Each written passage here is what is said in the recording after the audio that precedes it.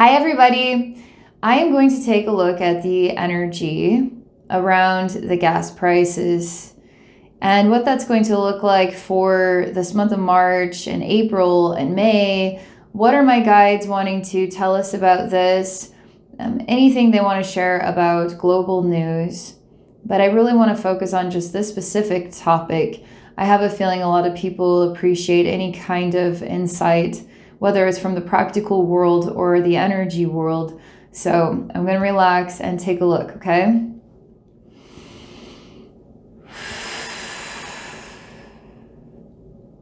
So today's the 15th of March.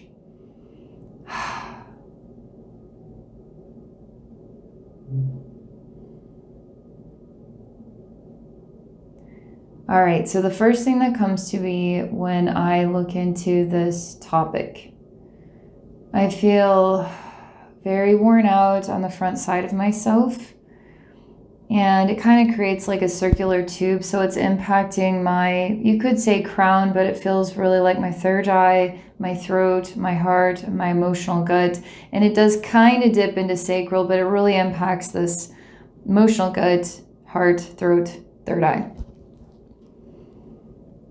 And we are simply feeling almost like, imagine looking out into the horizon and you see a dust storm is coming. How would you feel standing there? You would feel like, okay, the dust storm is coming. I can see it. Now I need to prepare for it. So there is the sensation of, I'm seeing this. I need to prepare, but there's really no movement. Well, how do I prepare for this? What do I do?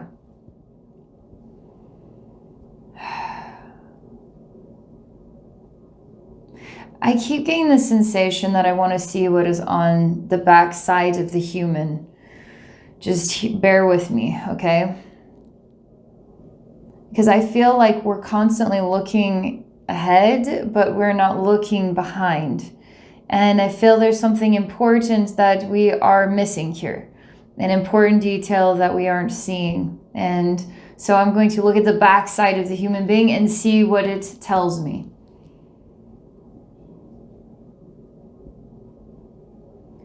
The backside of the human being shows me many human beings standing at a fence. And the fence is extremely tall, like 20 feet tall. And they're all naked, and the back sides of their bodies are extremely thin, so I can see their hips and their spine. I can see their bones through their skin. And I hear the sound of helicopters flying overhead. And I see that human beings are no different than cattle or pigs in a farm. And there's safety and security when the human beings are put into their pig pens. When we can get the tallies and the numbers, when we know what their food rations are going to be, when we have all of this under control. Human beings are more like dolls than people. They don't have hearts, they don't have souls, they don't have any purpose. And it's strange, because then what's the point of keeping them around in a pen? Obviously they have some sort of purpose. And then I hear laughter in the background. Oh, yes, they have purpose. And there's a lot of laughter about this. And like, I see big fat men sitting at a table, and they're kind of big fat bellies, and they're kind of back and forth, like they nod at each other, wink at each other, and they kind of have these little gestures like they know something, and it's really funny to them. What's interesting is I see an unexpected event.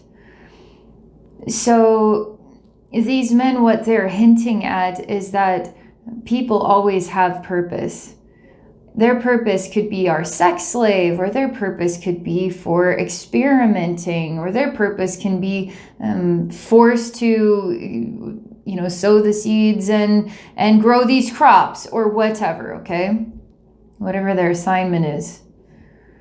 It's really nice, though, to feel like these men, because I really enjoy the sensation of getting to control people. I really enjoy controlling people. I love it. I don't care what their body dynamic is. I don't care if they're dying even. There's purpose for people at all stages of life.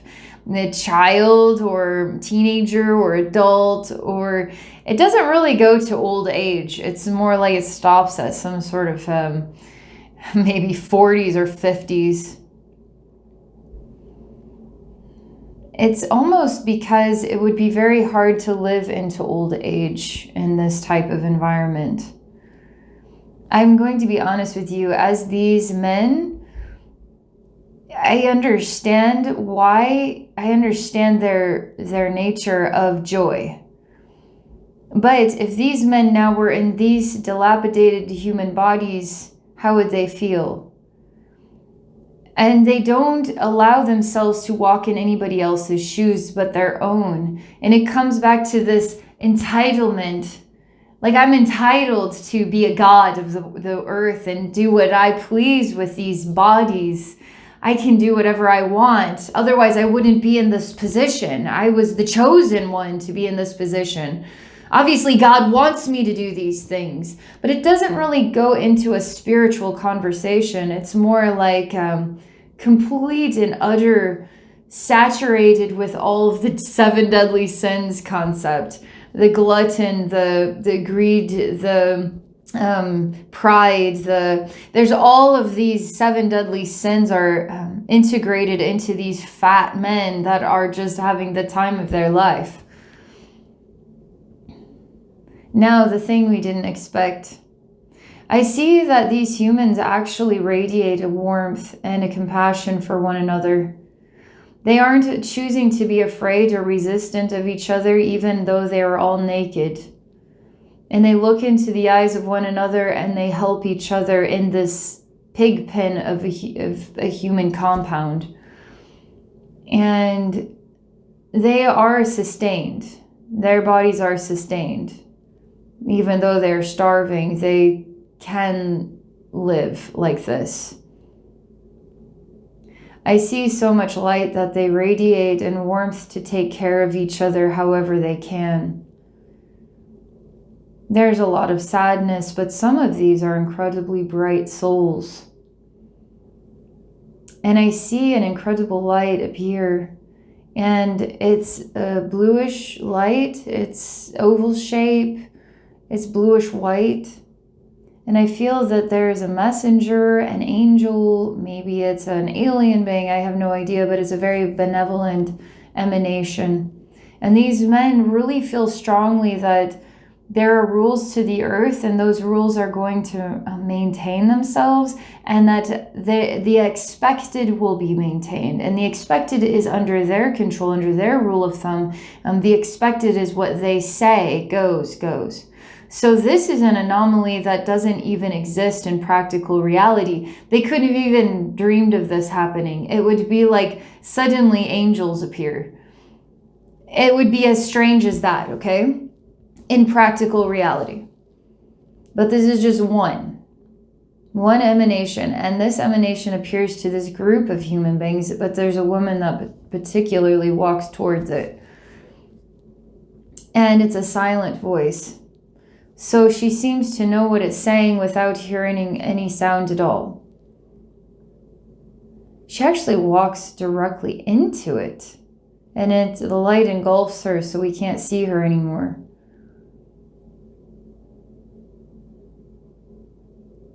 And I'm told that there is always help. There is always help for us. Even in the most impossible circumstances, you will see the human race always prevails.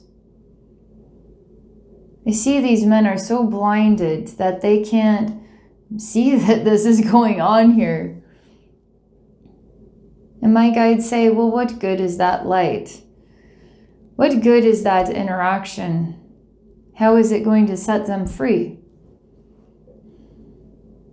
I say, I have no idea. Let me continue to watch.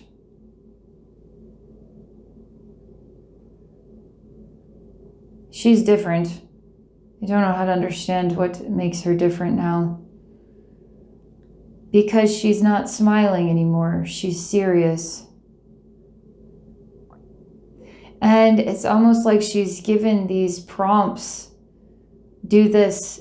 Now do this. This is the next idea. This is what you will do next. I need everybody to do this now. I need you all to do this at this specific time. I will tell you when the time is. And she is like clockwork with whatever this message is now born within herself. And she is doing things that make absolutely no sense to anybody, but everybody is sort of following suit because they can't deny that they saw something too. And she was the one that walked into it. They keep showing me that when the algorithm, it's almost like you have to do the impossible algorithm to undermine what is the practical one. They show me, okay, this is funny. It's like a Rick and Morty episode where they have this, you have to, okay, Rick creates two machines. And the algorithm is how to put together your crew. And it's not about how the crew managed to get into this impossible circumstance in order to steal this thing. It's about building the crew. Anyway, it's just a funny joke, right? But he creates two robotic machines that are going to have an output as to how to undermine, but they kind of become so smart in and of themselves that now we have to figure out how to undermine them of their own agenda. And so we have to do completely random things that make absolutely no sense. And when you do something so random that it makes absolutely no sense, you'll be able to undermine the thing that is working with something that does make sense. Something that's so random that is conceivable can be undermined by something that is so random that is inconceivable. But in the end, you just reprogram them. Anyway, but I'm thinking about how ridiculous that some of our actions would have to be in order to undermine this. Because really anything okay, let's say that this is so crazy to put human beings in these pens and to do it in this practical way that it all makes sense and everything's under my rule of thumb and everything happens because I told it to happen just like this, and then it does happen just like this because I told it to. So now everything is in this controlled state. But as soon as we start behaving in a completely random manner that makes absolutely no sense, it starts to undermine everything that is a relationship with the concept of control, because it can't conceive of what is going to happen next because it won't make any dang sense. So they're showing me she starts to do things that makes absolutely no sense, but because it's so random, it starts to create a strange ripple of change. It starts to undermine things. And now they're showing me another example of this. Another example is we're all under the rule of thumb here. You wear your mask, you get your vaccine, you get the next booster shot, then you can go to work. You go to work, then you work your Monday through Friday job. Everything is like clockwork. Everything is under the rule of thumb of the way that it has to be in order for it to be correct. But if we all started to do random things that made no sense, we're starting to undermine what are the rules that we all are living by, which gives us our sanity, which gives us our rhythm, which gives us our day-to-day life. But if we stop living based upon how we've been guided to live our whole life, now we're turning everything inside out, upside down, and we're breaking down this weird system of control. Because whether you see it as the world today and the day-to-day rhythm, we're not in pig pens right now starving to death, are we? But what is the difference truly? We're already being herded, we're already being controlled, we're already being guided based upon the system of life itself here, the system of living itself. And so this system of living itself can get tighter and tighter and tighter and stranger and stranger and stranger until the next thing you know, you're being herded into a pig pen because you chose to not do this one thing. And now you're no different than all the others that were choosing to not do this, and you've been reduced now to the bottom of the barrel. You have to remember how powerful you are, how powerful your voice is, how powerful your decision making is, how powerful your influence is, even by doing things that are outside the box. So what does this have to do with gas prices? What if it's almost like, what if we stopped living in a way that made any sense? What if we all just started riding horses? We just broke that agenda right there by doing the most stupid thing anybody could ever think of doing. Riding horses? What did we do before we got cars? We rode horses. We walked, we rode bicycles. Maybe we can undermine this whole situation by doing the most random thing possible, not needing cars anymore. There's a lot of laughter because these men with the 7 deadly sins can be undermined so easily.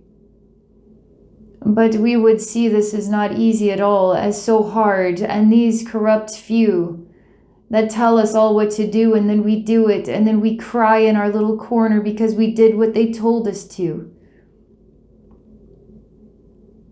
But why are we doing it?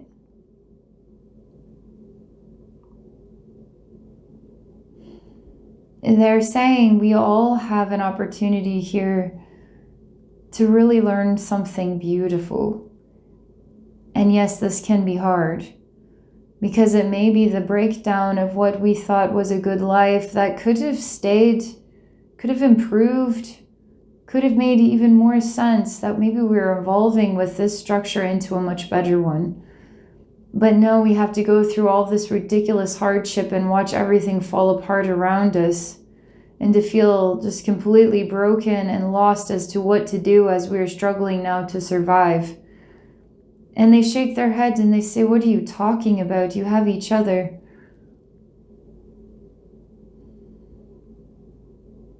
You have the system already. You already have the power to live your own life with the support of each other.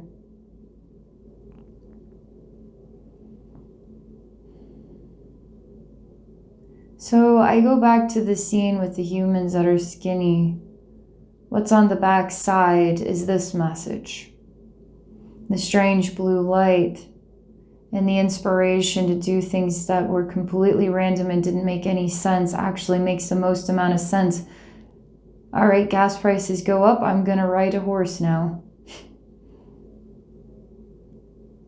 It's how you undermine it. Now let me see what the front looks like. I'm back to the dust storm.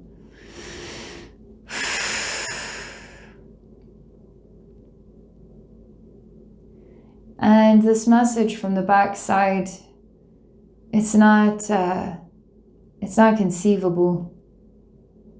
Any human being would roll their eyes and say, that's just not possible, that's not conceivable, that's not realistic. Why should I have to give up my car and go ride a horse? That's just stupid. These leaders need to just get it together and stop moving our money out of our own country, stop closing down these pipelines in our own country. And why, the answer is obvious. Not to go ride a horse, it's to do this or to do that.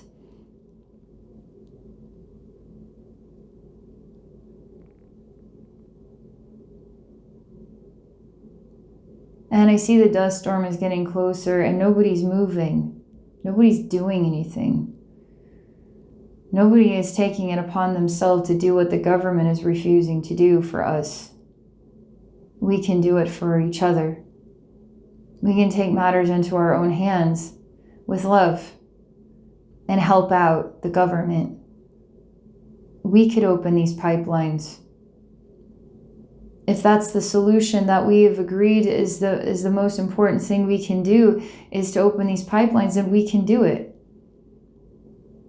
Why can't we do it? Why do we have to wait for the government to do it? It doesn't want to do it. But this is like telling people, I don't want anybody to eat. And there's a farm right there where we could all just walk in and pick our own apples, our own oranges, or whatever. The government says, no, I said no to this. You're going to have to get your apples and oranges from some other country. But they're right there. Why can't I just get them from right there? No, we said no, you can't.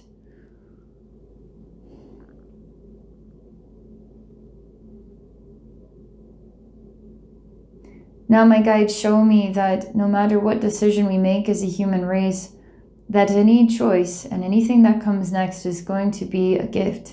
It's going to be a gift, okay? A good thing. Because I see the dust storm getting closer. I feel people are being called and people are moving and vibrating, and people are it's almost like being surrounded by a blue light at times. And the light is telling them, guiding them to do this, without them even realizing they're even a part of this. It's almost like an event happened that turned their world inside out, and now they become a part of a process that makes absolutely no sense, and they never would have conceived of themselves doing these things before, and now they're doing them because they're called to. We'll all be chosen to be called for something. And as the dust storm gets closer, you're going to find more people being called. It's funny because I hear a phone ring and then I pick up the phone and I hear the call. Maybe you're going to lose your job. Maybe you're going to donate to GoFundMe and now your bank account's frozen. And you did something that was completely and utterly harmless, but now you're targeted as the wrong of the world. What else are you going to do? There's your calling. And the more people that are called, the more this movement can get louder. And it's a movement of love and peace and prosperity for all. Do not be afraid of it. It's going to look like everything is wrong and everything is horrible and everything is terrible.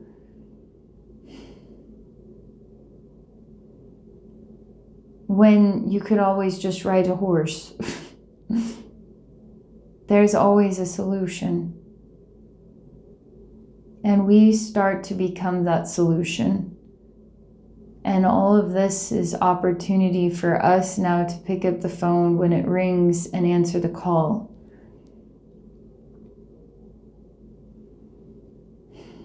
That's the message that they want to share for all of us here related to gas prices, related to March and April, was also part of my inspiration as a message that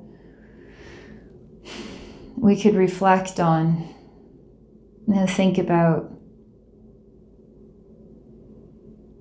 I don't feel as though that what we're familiar with as day-to-day life is going to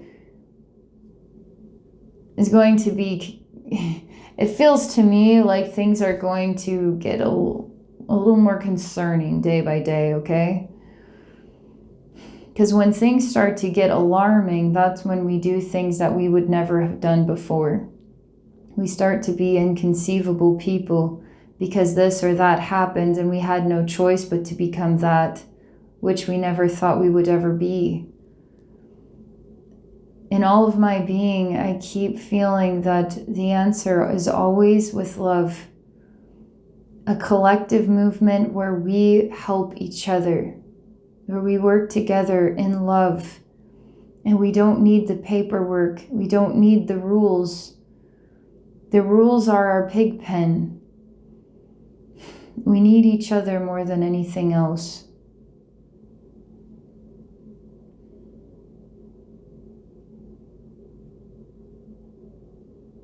That's all I have to say. I hope you find this interesting. Thank you so much for watching. Have an awesome day.